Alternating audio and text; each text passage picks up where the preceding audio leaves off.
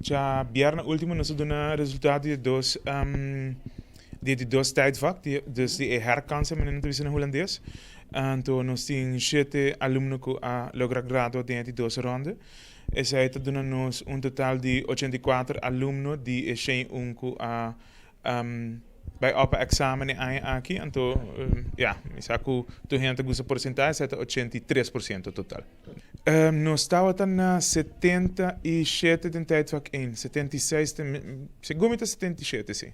Tijdvak 1, agora nós acabamos na 83, correto. Nós temos quantidade grande de alunos, de ano passado nós temos costume que nós lagi aluno firma diploma mainta de graduação. Tá leuk também, pessoal, não passar com portret tranquilo, não tá busy na graduation cap gown, fotógrafo tijd também, então eu tenho echt portret netje, então o único biaco que eu tenho na minha lesson também. Então aí bastante turbulento, me tenho kubisa.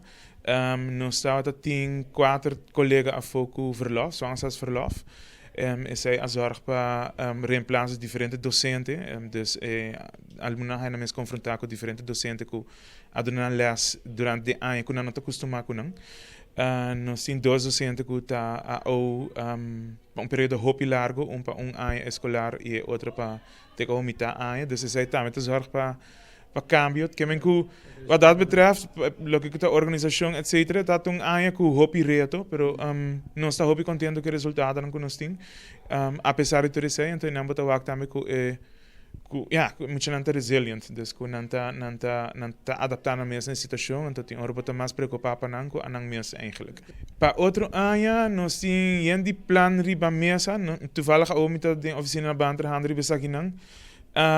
Nós seguimos com o que a digitalização, aspecto de digitalização, nós seguimos com o que diferentes projetos extracurricular, por exemplo, Kiwanis Builders Club para liderazgo, nós seguimos com a Fundação Mochila Criativa para o que é parte artístico.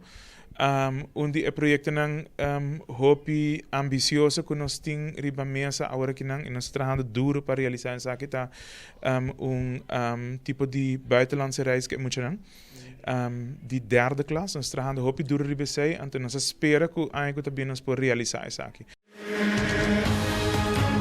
Essa aqui tá Arubiano, o website